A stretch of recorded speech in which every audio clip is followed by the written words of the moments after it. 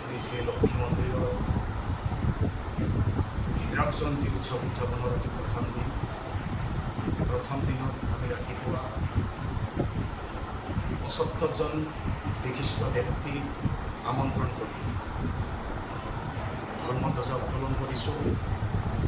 মুখ্য উত্তোলক হীৰক জয়ন্তী উৎসৱ উদযাপন সমিতিৰ সন্মানীয় সভাপতি ফণীকান্ত মজুমদাৰ সমন্বিতে এই অঞ্চলৰ গুণী জ্ঞানী ব্যক্তিসকল এই অনুষ্ঠানত উপস্থিত আছিল। আপোনালোকে ইতিমধ্যে গম পাইছে, পতাকা উত্তোলন কৰাৰ কিছু সময় পিছতে স্মৃতি দৰ্পণ অনুষ্ঠান, শ্বহীদ বেদীত মাল্যাৰ্পণ, সংগীত নাটক একাডেমী বঁটাপ্ৰাপক মহান চন্দ্ৰ ভাৱৰীয়াৰ প্ৰতিমূৰ্তিত মাল্যাৰ্পণ, তাৰ পিছতেই আৰম্ভণি গীত আৰু এতিয়া আমি কাৰ্যসূচী আৰম্ভ কৰিম সুধাকণ্ঠ ডক্টৰ ভূপেন হাজৰিকাৰ প্ৰতিমূৰ্তিত মাল্যাৰ্পণ আৰু বন্তি প্ৰজ্বলন। তাৰ পিছতে অসমৰ জনপ্ৰিয় কণ্ঠশিল্পী প্ৰয়াত জুবিন গাৰ্গৰ প্ৰতিমূৰ্তিত শ্ৰদ্ধাঞ্জলি অনুষ্ঠান। আজি জুবিন গাৰ্গবিহীন অসমৰ ইমূৰৰ পৰা সিমূৰলৈ দুৰ্গা পূজাই হওক নাইবা লক্ষ্মী পূজাই হওক, মানুহৰ মন, মানুহৰ যন্ত্ৰণাবোৰ আপোনালোকে ইতিমধ্যে গম পাইছে। ছিংগাপুৰলৈ লৈ গৈ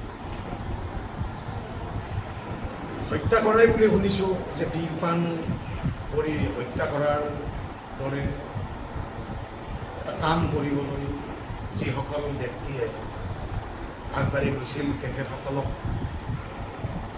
অতি সোনকালে এৰেষ্ট কৰি গৃহীত ব্যৱস্থা কৰাৰ কাৰণে আমি অসম চৰকাৰৰ লগতে মিডিয়াক আমি অনুৰোধ জনাইছোঁ। মিডিয়াইহে আচল কথাখিনি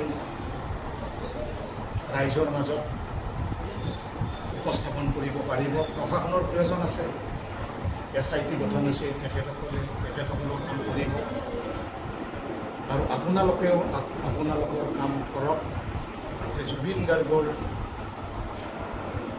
যাতে ন্যায় পায়, অসমৰ ৰাইজে যাতে ন্যায় লাভ কৰিব পাৰে। আজিৰ এই লক্ষ্মী পূজাৰ হীৰক জয়ন্তী উৎসৱ উদযাপন অনুষ্ঠানৰ তৰফৰ পৰা অসম চৰকাৰৰ লগতে সদৌ অসমবাসীক আমি বিনম্ৰতাৰে অনুৰোধ জনাইছোঁ। আৰু এটা কথা ক'বই লাগিব, যিসকল মহান ব্যক্তিৰ অহপুৰুষাৰ্থ চেষ্টা, খেতি নমব মৌজাৰ পাণ কেন্দ্ৰ স্বৰূপ মলমাৰা বজাৰৰ যি আজি ৭৫ বছৰ বয়সী আমি হীৰক জয়ন্তী উৎসৱ উদযাপন কৰিবলৈ ওলাইছোঁ, সেই প্ৰয়াত ব্যক্তিসকলক আজিৰ এই আপোনালোকৰ জৰিয়তে তেখেতসকলক শ্ৰদ্ধাৰে গ্ৰহণ কৰিছোঁ। তেখেতসকলৰ বিদেশী আত্মা সদ্গতি লাভ কৰি কৰক, তাৰে কামনা কৰি যিকোনো খবৰৰ বাবে যোগাযোগ কৰক 7099017330 লগতে 7099017110 নম্বৰত।